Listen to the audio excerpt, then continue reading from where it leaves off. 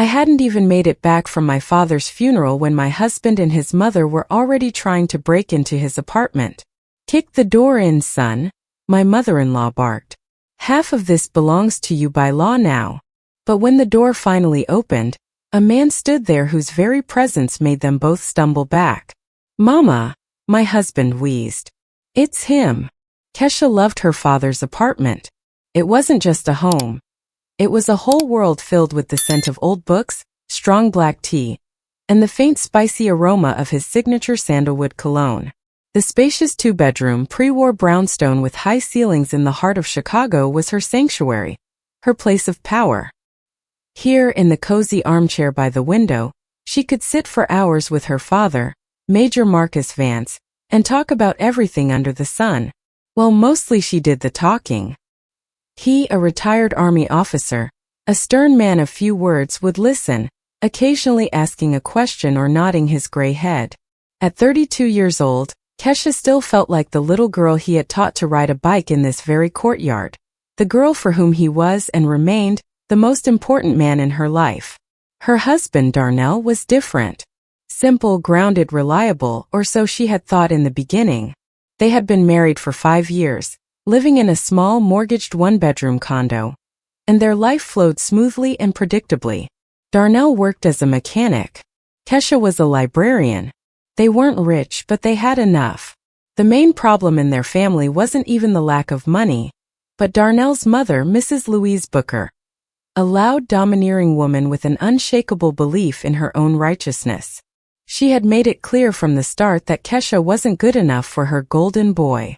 "Uppity," she would hiss through her teeth the first time she stepped into Kesha's apartment. "Reads books all day, but can't even season a pot of greens correctly. My Darnell is used to better." Kesha tried to ignore it.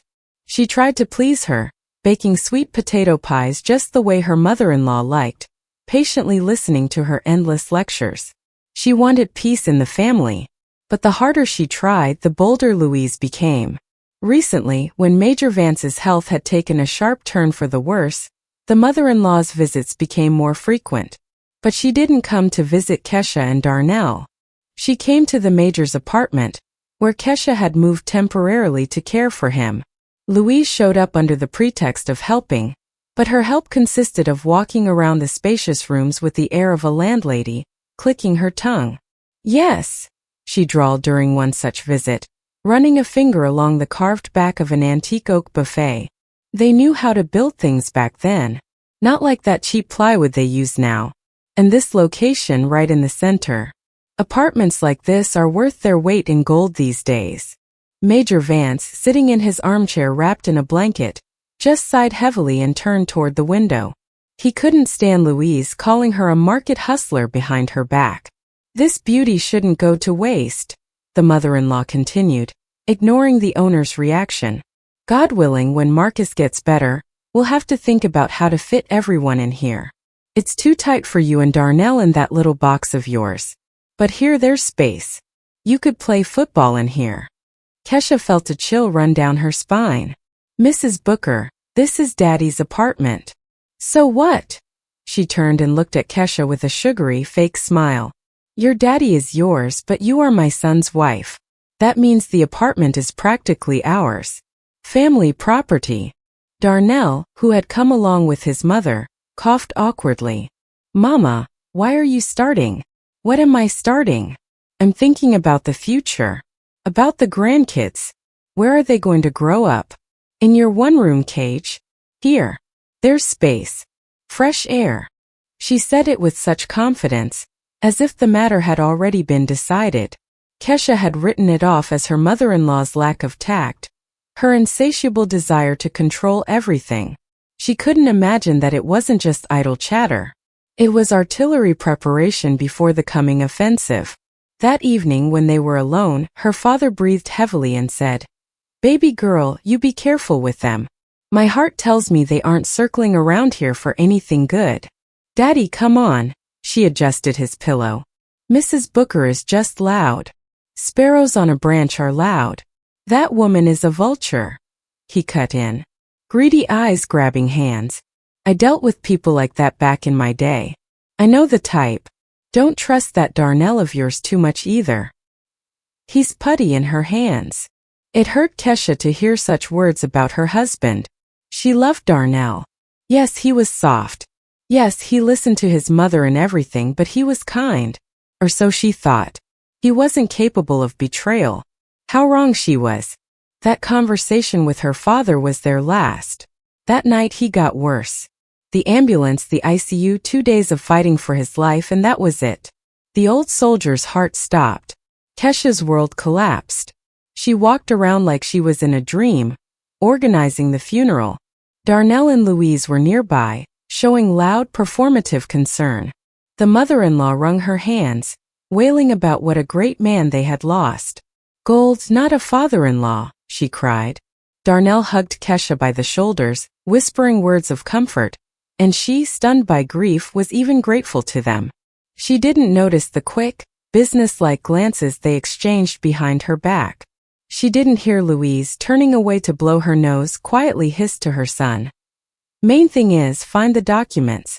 Take the keys and everything. She was too immersed in her pain to see the truth. A truth that was so close, so obvious, but which her grief-fogged mind refused to accept. The days after the funeral blurred into one continuous gray fog for Kesha. She mechanically accepted condolences, answered phone calls, sorted through Major Vance's belongings. Every item, his old dress uniform with medals, his worn notebook, his favorite coffee mug, struck her heart with sharp pain. Darnell and Louise developed a frantic energy during this time. They took on all the chores, and initially Kesha was immensely grateful. "Don't you worry, baby.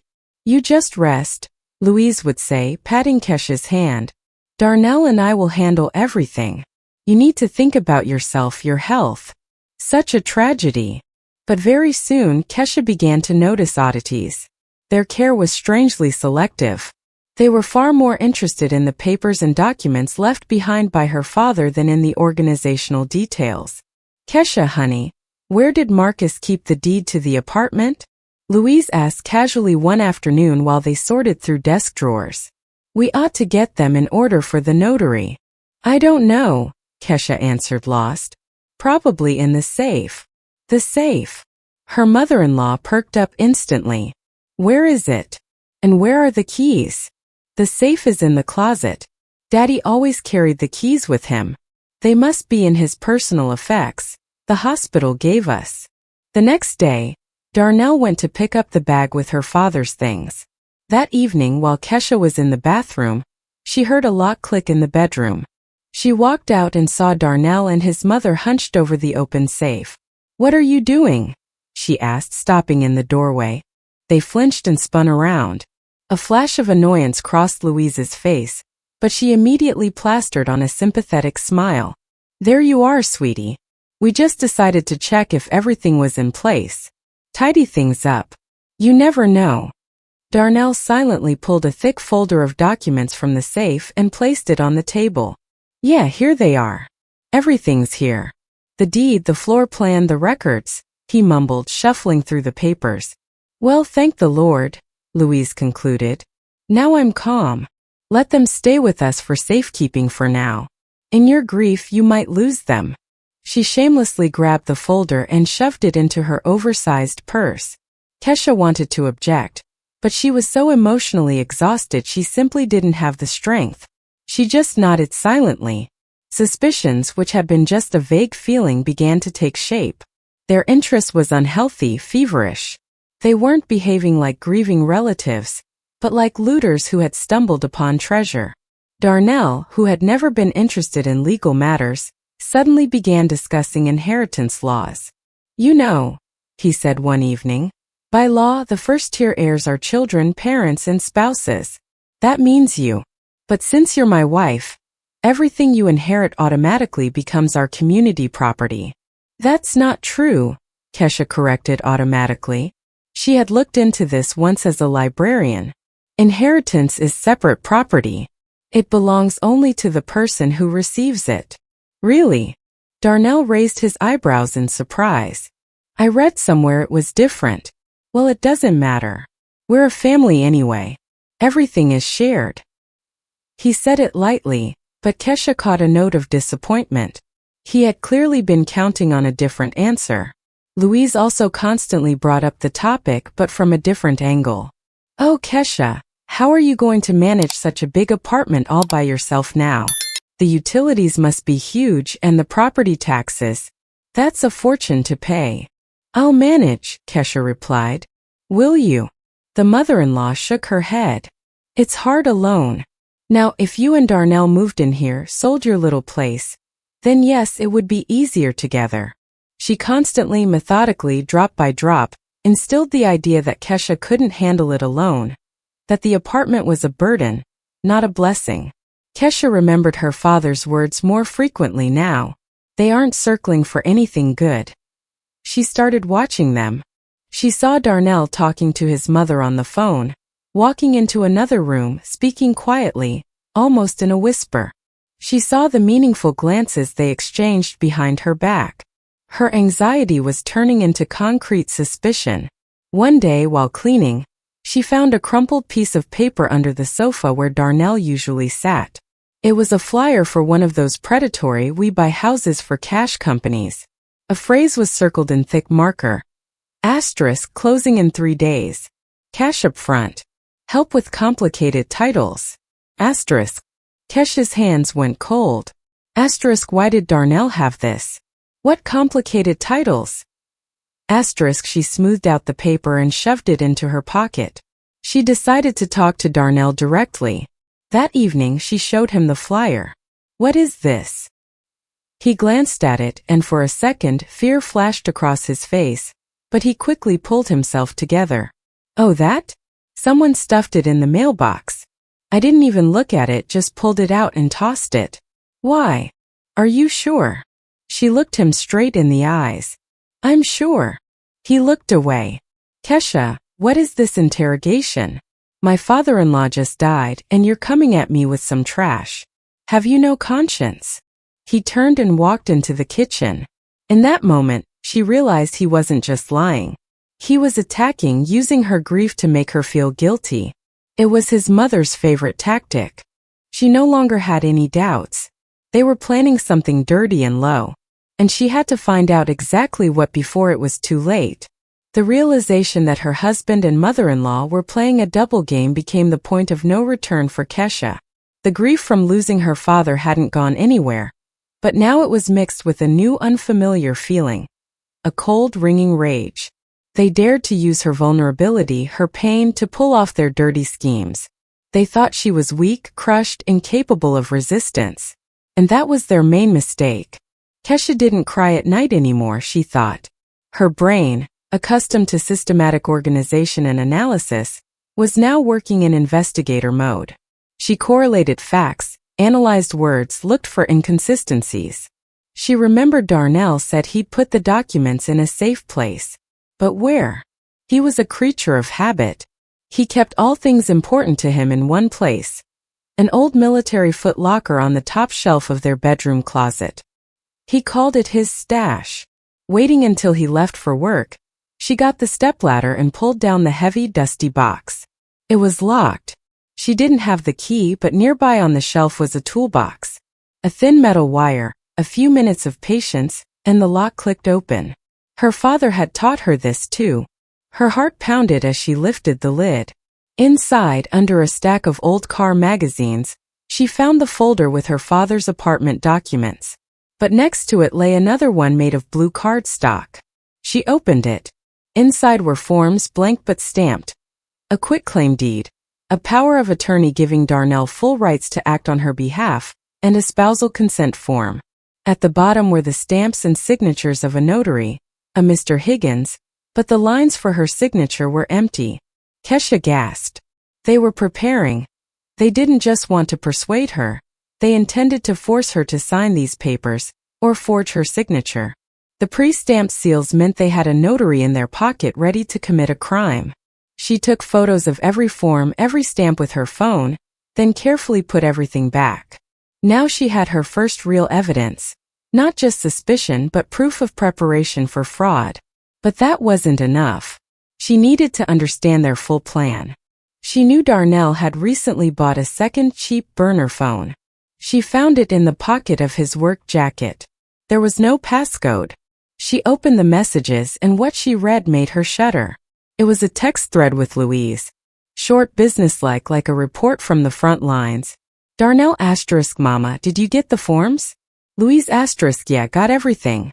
Darnell *, watch out. Don't spill the beans to her. She needs to think we're just helping. She'll sign everything without looking when the time comes. Louise *, when is the time? Darnell *, next week. She'll be a mess. I'll prep her. Tell her it's needed to process the inheritance. She'll sign whatever we need. Louise *, what if she refuses? Darnell *, she won't. Where's she going to go? Alone? No daddy, no support. We're her only family. She'll do what she's told. She'll do what she's told. Kesha gripped the phone until her knuckles turned white. So that was their plan. Use her grief, her loneliness, to trick her into signing the papers to sell the apartment, and then, obviously, throw her out. She took photos of this conversation, too. Now she had the full set. Motive, preparation, plan of action. The catalyst was Mrs. Booker herself. She arrived the next day, uninvited. Her face was mournful, but her eyes darted around, assessing the furniture. Oh, Kesha, you look so gaunt. Such grief. You need to clear your head. Get some rest. Where would I go?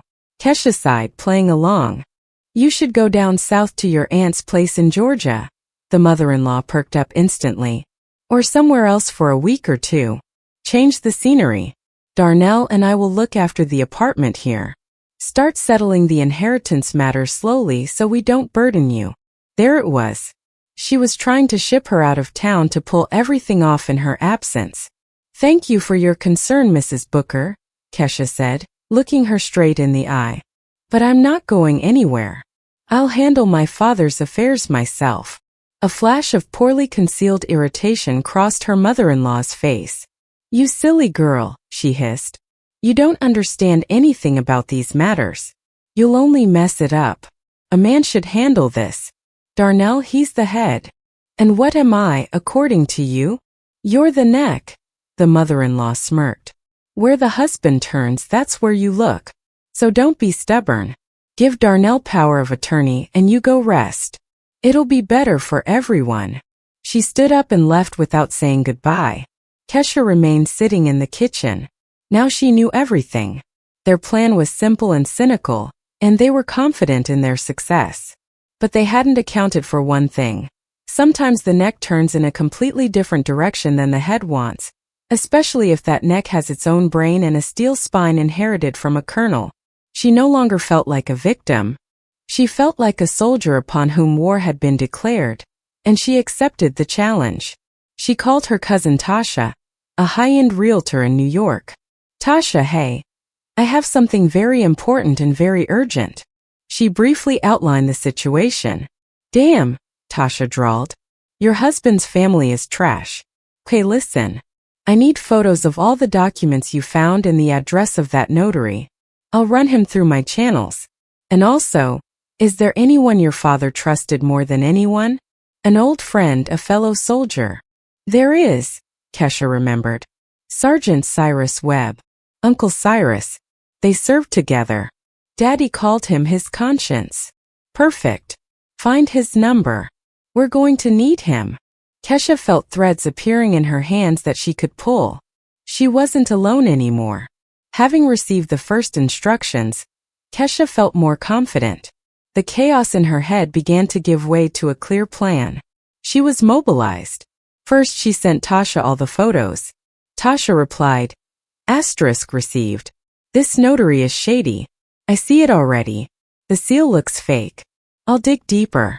Stay strong. The next step was finding Cyrus Webb. Kesha found his number in her father's old address book and dialed. A familiar, gravelly bass voice answered. Speaking. Mr. Cyrus, hello? This is Kesha. Marcus Vance's daughter. Silence for a few seconds. Kesha. Hello, child. I offer my condolences. I tried calling you. Thank you. I really need your help.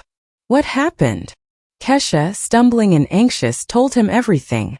When she finished, he said only one word. Scumbags. Then he paused and added, I understand everything. Your father, he sensed something like this might happen. He called me a week before everything. Asked me to look out for you if anything happened to him. Really? Said he didn't trust that husband of yours. Said his eyes were shifty and his mama had the eyes of a starving hyena. Pardon my bluntness. Kesha chuckled bitterly. He was right. All right then. Cyrus's voice turned to steel. No panic. Where are you right now? In Daddy's apartment. Stay there. Don't open the door to anyone. I'll be there in an hour, and we'll draft a defense plan. Exactly 1 hour later, the doorbell rang. Cyrus stood there, trim in a sharp dark coat. He entered, took off his coat, walked into the living room, and stopped in front of her father's portrait on the mantel. He stood silently for a moment, then sighed heavily. Forgive me, Marcus. I wasn't there. Then he turned to Kesha. All right, show me what you've got. He studied the photos intently. I see. Sloppy work but bold. They're banking on your depression and lack of legal knowledge. This notary, Mr. Higgins, 100% fake. I'll check him out. He sat at the table and opened his briefcase. Inside was a laptop and some devices Kesha didn't recognize. What is that? This, Kesha, is listening and recording equipment. Old military surplus. Very reliable. We need to record their conversation. Get direct proof of their conspiracy. But how? They won't talk openly in front of me. We'll make them think you aren't here. The plan was bold but simple. Cyrus installed several tiny, almost invisible microphones and cameras in the apartment. Everything fed into his laptop. Tomorrow morning, he instructed, you leave the house loudly so the neighbors hear. Tell Darnell on the phone that you're going to the cemetery, then to a friend's and won't be back until late. But you come back in 30 minutes and quietly slip into the apartment. You have the second set of keys, right? I do. Good. Come in and hide in your father's bedroom closet. I'll be sitting in my car down the block, listening and recording everything. I'm certain as soon as they know the apartment is empty, they'll rush over here to do reconnaissance. That's when they'll slip up. Kesha felt like a character in a spy movie. She was terrified, but she felt a rush of adrenaline. The next day, she did everything exactly as ordered. She left, slammed the door loudly, walked around the block, and returned quietly 30 minutes later. She crept into her father's bedroom and hid. About an hour later, Darnell's car pulled into the courtyard. He got out followed by Louise. They approached looking around. Kesha's heart hammered. She heard the key turn. The door opened. Is she here? Louise whispered. No, I told you she left, Darnell replied. We have a few hours. They walked into the living room. All right, the mother-in-law commanded. Let's make this quick. Where are the papers? I gave them to you. I mean the other ones. The will. He must have left a will. Where could it be? I don't know, Mama. I tore everything apart while she was at the hospital. There's nothing. They began frantically searching, opening drawers, shaking out books. There has to be one, Louise hissed. An old soldier wouldn't leave things without papers. If he left everything to her, then our power of attorney is useless toilet paper. He couldn't have left it all to her, Darnell argued. By law as the spouse I have a claim too. What claim, you idiot? His mother snapped. In inheritance, there's no community property. If he willed it to her, we get nothing. Kesha listened, her blood running cold. So that's what they were afraid of, a will. And indeed there wasn't one. Her father hated talking about death and hadn't left any instructions. Surprisingly, this was working in her favor. Fine, Louise said, finally calming down a bit. If it's not here, it's not here. That means we go with Plan B. Tomorrow is the family gathering. She'll be a total mess. You slip her the papers to sign. She'll sign everything. Just make sure she doesn't read them. What if she reads them? She won't. I'll distract her and you just point your finger where to sign. The apartment is ours. Then we ship her off to the country to recover, sell this place quietly, and split the cash. Kesha clenched her fists so hard her nails dug into her palms. She recorded it all, every word. Now she had undeniable proof. She heard them leave. The front door slammed. She waited another 10 minutes, then emerged and called Cyrus. I got it all, he said. The audio is crystal clear. Now we have everything we need to bury them. She knew tomorrow would be a hard day. The memorial gathering and the decisive battle. But now she was ready. The day of the gathering was gray and damp. Kesha had been on her feet since morning, cooking, setting the table, greeting relatives. Darnell and Louise were there, playing their roles. Kesha looked at their hypocritical faces and felt rage boiling inside, but she held it together. After the meal, when most guests had left, Mrs. Booker began her move. Kesha, baby, she said in her most sympathetic tone, sitting next to her on the sofa. It's so hard for you right now, and there's still so much paperwork ahead. Probate, court, filing documents. You don't understand any of that. I don't, Kesha agreed meekly. See, but Darnell here is sharp.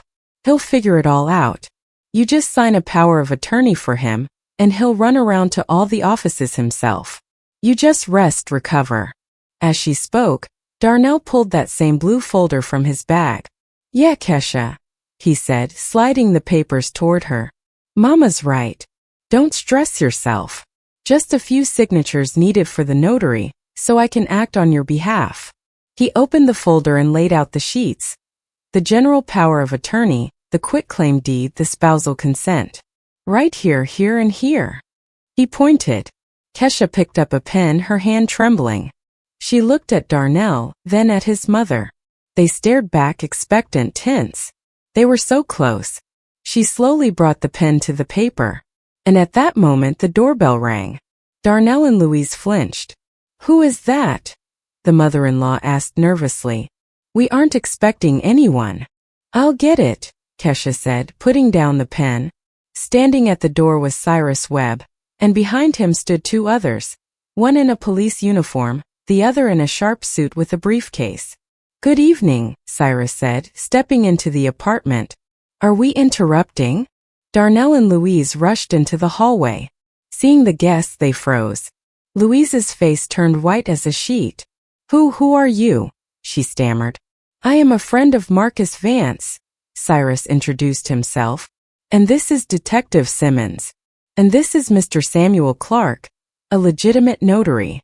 We've come regarding a very important matter concerning the inheritance. He walked into the living room, ignoring the stunned hosts.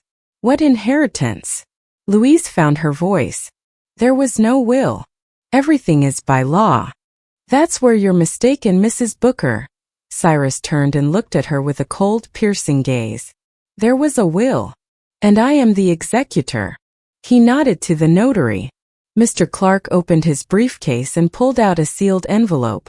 According to the last will and testament of the deceased Marcus Vance, I must read his will in the presence of all parties, he announced in an official tone. He opened the envelope and began to read. I, Marcus Vance, being of sound mind and memory, leave all my property, personal and real, including the apartment at this address, to my only and beloved daughter, Kesha Vance. Louise let out a sound like a hissing tire. But that is not all. The notary raised his hand. There is a second clause. I also appoint my old friend and fellow soldier, Cyrus Webb, as the executor of my will. I entrust him to ensure that my daughter does not become a victim of fraudsters and greedy relatives, specifically her husband, Darnell Booker, and his mother, Louise Booker. At these words, Darnell collapsed onto a chair, stunned. Louise stood gripping the back of an armchair. In the event that the aforementioned persons attempt to acquire my property through deceit, I instruct Cyrus Webb to turn over all materials confirming their criminal intent to law enforcement. The notary finished. Dead silence hung in the room. What materials? Louise rasped. These materials. Cyrus pulled the laptop from his bag, opened it, and turned the screen toward them. Here, for example, is the audio recording of your conversation yesterday in this very apartment, where you discussed in detail how to force Kesha to sign fraudulent documents. He played the recording. Their own voices filled the room, hissing, greedy, cynical. And here, he opened another file, are photos of the forms with fake notary seals that you kept in your stash box, Darnell. And here are the texts with your mother where you discussed the details of the scam. With every new piece of evidence, their faces turned grayer. Cyrus turned to the police officer. Detective, I believe you have ample grounds to conduct a thorough interview with these citizens. Detective Simmons nodded. Absolutely. Mrs. Booker, Mr. Booker, I'm going to ask you to come with me to the station to answer some questions. You have no right. Louise shrieked. We didn't do anything. You didn't do it yet, the detective corrected. But you were preparing to. Conspiracy to commit fraud involving real estate is a felony. So let's go. Don't make this worse. It was a total crushing defeat. Kesha stood and looked at them, at her now almost ex-husband, who sat with his head pulled into his shoulders, at her mother-in-law shaking with impotent rage. She felt nothing. No joy, no vengeance. Just a cold, heavy exhaustion. The scene resembled the finale of a crime drama. The detective led a pale Darnell toward the exit. Louise, realizing screaming wouldn't help, tried a new role, the sick, helpless old woman. She grabbed her chest, rolled her eyes, and moaned. You'll get a doctor, the detective replied indifferently. At the station we have a medic. When they were finally let out and the door clicked shut, Kesha slowly turned around. Cyrus walked up to her. That's it, Kesha. Show's over. Is it? She whispered. Is it really over? It's over. Now the professionals will handle them. I don't think they'll get off with a slap on the wrist. Too much evidence. Forgery, conspiracy, intent to defraud. And what do I do now? You live. He placed his heavy, warm hand on her shoulder. Live and remember your father. He would be proud of you today. You didn't crumble. You didn't surrender. You fought. The escalation Cyrus warned about began almost immediately. First, Darnell's lawyer called, speaking in an oily, ingratiating voice. Ms. Vance, perhaps we can settle this misunderstanding amicably. Darnell is deeply remorseful. He was misled by his mother. He is ready to do anything to make amends. Anything? Kesha asked. Absolutely. He is ready to waive any claims to the apartment. He just wants you to drop the charges.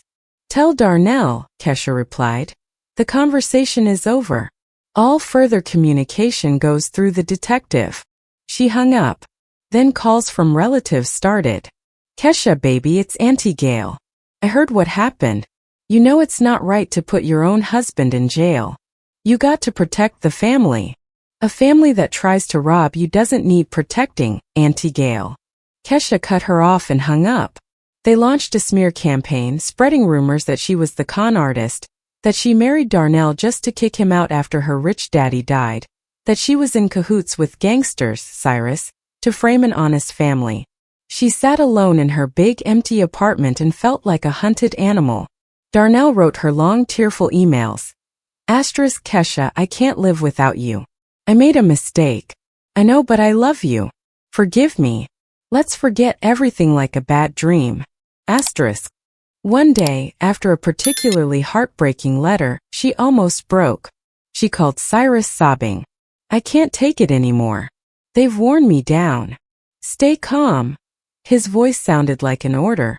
She told him about the letters, the rumors, her despair. Kesha, this is classic manipulation. They're trying to break you, make you feel guilty. Don't fall for it. Remember who they are. Remember what they wanted to do to you. But he writes that he loves me. He doesn't love you. He loves your apartment and your money, Cyrus snapped. And right now he loves his freedom, which he might lose. For that, he'll say anything. He paused. Do you want me to show you something that will clear your doubts once and for all? What? Come to my place tomorrow. I'll show you who your remorseful husband really is. The next day he handed her a folder. Inside were printouts, detailed phone records and bank statements for Darnell over the last few months. Where did you get this? She gasped. I have my methods. Read. And she read. With every line her hair stood on end. While Darnell was writing tearful letters about love and remorse, he was living an active parallel life. Chatting on dating apps, spending borrowed money on restaurants and clubs, buying expensive gifts for some girl named Katie. But the worst was a line in his bank statement. Asterisk transfer to private individual $5,000. Date.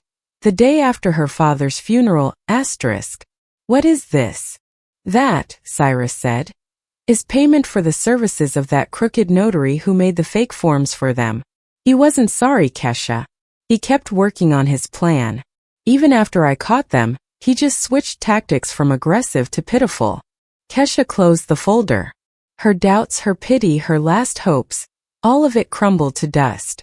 She realized she wasn't dealing with lost, stumbling people. She was dealing with predators who would stop at nothing. The court hearing was scheduled for a month later. Kesha prepared for it as the main battle of her life. Cyrus dug deeper into Louise Booker's past and found a whole string of petty scams. Pension fraud, fake benefits, tax evasion. She's not just a thief, Cyrus said, showing Kesha the dossier. She's a pathological liar and manipulator. And your Darnell is her product. The apple didn't fall far from the tree. These facts were to be their secret weapon. They waited for Louise to start playing the poor, slandered pensioner. Kesha entered the courtroom with her head held high. Across from her, at the defendant's table, sat Darnell and Louise. Darnell looked at the floor. His mother drilled holes into Kesha with a hateful stare, dressed all in black with a mourning scarf. Their lawyer built the defense on the idea that this was a domestic dispute, a misunderstanding that Kesha, in a state of nervous breakdown, had misinterpreted everything. When Louise was allowed to speak, she stood up, dabbing a handkerchief to her dry eyes. Your Honor, her voice trembled with fake suffering. I have lived an honest life. I raised my son alone, denied myself everything. I just wanted to help this girl, my daughter-in-law. She was left all alone, a poor orphan. And she repaid me with black ingratitude. How could she? She spoke long, pathetically. Some in the room began to sympathize. When she finished, Cyrus asked to speak. Your Honor, I would like to ask Mrs. Booker a few questions. The judge allowed it. Cyrus stood and approached her. Mrs. Booker, he began quietly, but his voice carried. You say you have lived an honest life. Yes, she replied firmly. Do you remember 1998? The post office branch number 12, where you were the manager? Louise went pale. I don't remember. Allow me to remind you, Cyrus continued. A shortage of $5,000. Huge money back then. Money you appropriated by forging timesheets. No charges were filed. Then, as your supervisor, I pitted you, a single mother, and covered the shortage from my own funds. Do you remember that? Silence fell. Louise stared, eyes wide in horror. That is slander. Slander. Cyrus pulled an old, yellowed piece of paper from a folder. And what is this? Your handwritten promissory note to repay the debt. With your signature. Would you like to run a handwriting analysis? It was a knockout. Louise went limp and collapsed onto the bench. Your Honor, Cyrus finished. I simply wanted to show that the propensity for fraud in this citizen is not her daughter-in-law's invention, but a lifestyle. The rest was a formality. They presented the audio recording, the fake forms, the testimony of the notary, who was also charged. Darnell's lawyer tried to say something about pressure from his mother, but no one cared. The climax was when Kesha gave testimony. Your Honor, she said, her voice trembling for the first time. When I came back from my father's funeral, these people, my husband and his mother, were already standing at his apartment door with a locksmith. They were going to break the door down. They were in such a hurry to divide what didn't belong to them, that they didn't even let me mourn my father. She paused, swallowing the lump in her throat. I don't need their money. I don't need them in prison. I just want them to leave me alone, to disappear from my life forever. The room was so quiet you could hear the clock ticking. The judge retired to deliberate. The break dragged on for hours. Finally, they were called back. The court sentences Louise Booker to 3 years probation with a suspended sentence. Darnell Booker to 2 years probation. Furthermore, the court orders both defendants jointly to pay restitution and moral damages to Kesha Vance in the amount of $50,000. Probation, not prison, but not freedom either. 2 years under supervision, checking in with the police, and a huge debt. For people used to living at others' expense, this was a serious punishment. Kesha walked out of the hall without looking at them. Outside, Tasha and Cyrus were waiting. Well, victory, Tasha smiled. Kesha just nodded wearily. Let's go to my place, Cyrus offered. Celebrate. I have some good cognac. No, thank you, Kesha declined. I want to go home. Just be alone. She went to her father's apartment, took off her stiff suit, put on an old cozy robe, sat in her father's armchair and closed her eyes. It was over. The war was finished. She had won. But there was no joy. Only a deep ringing emptiness. The phone rang. It was Tasha. Kesha, how are you? I'm not, she answered honestly. Empty. I thought so. The adrenaline wore off. Withdrawal set in. Listen, I'm coming over right now. Don't argue. Tasha arrived 30 minutes later with bags of groceries and a bottle of wine.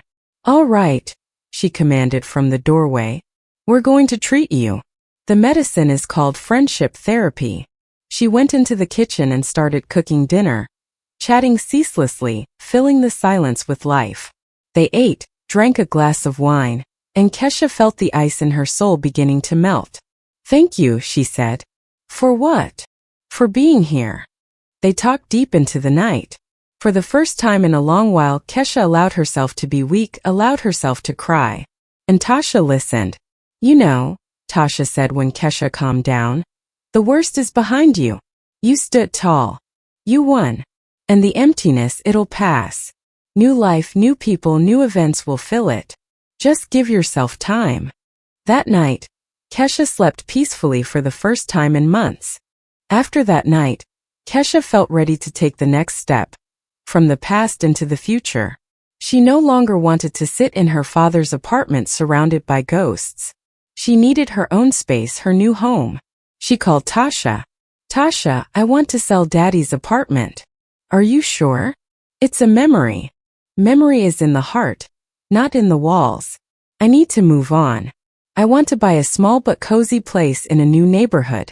And also, I want to leave Chicago. Where to? New York. You've been inviting me for a long time. A new chapter began. Selling the apartment, searching for a new one, moving. Tasha, being a professional realtor, handled everything. Her father's apartment went fast and for good money.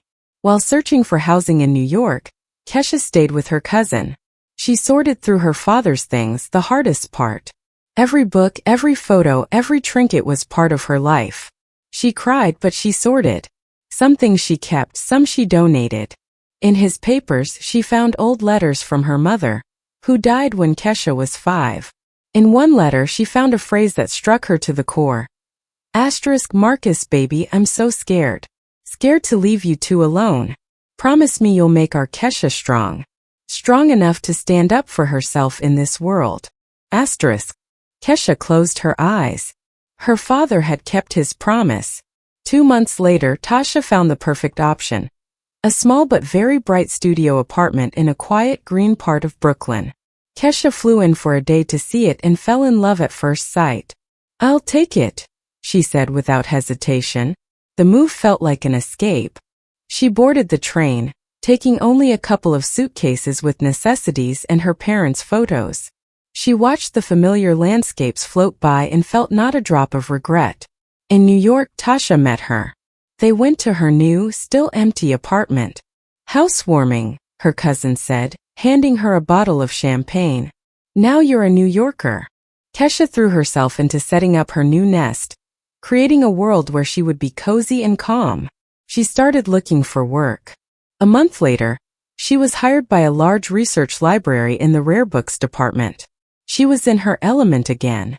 The pain and shock of betrayal were gradually replaced by a cold, fierce determination. Kesha realized enough being a victim. Time to fight back. But one day the past reminded her of itself. A call from a blocked ID. Kesha. The voice was quiet, unsure. It's Darnell. How did you get my number? Found out through mutual friends. Kesha, we need to talk. We have nothing to talk about. Yes, we do. Pleading notes appeared in his voice. I realized everything. I was wrong. Mama, she drove me crazy. I want to fix everything. Kesha, I love you. I can't live without you. Let's start over. I'll come to New York, get a job. We'll live together. Darnell, she sighed. It's too late. Nothing starts over. You can't bring back the past. But I repent. I'm happy for you. But your repentance changes nothing. Goodbye. She hung up and blocked the number. But this call stirred something in her. She realized that simply running away wasn't enough. They still thought they could get her back. She called Cyrus. Uncle Cyrus, hello? I changed my mind. I want them to answer to the fullest extent. What happened, child? She told him about Darnell's call. I see. They won't calm down until they feel real pain. All right, then we act differently. A week later, Cyrus called again. Kesha, I have news.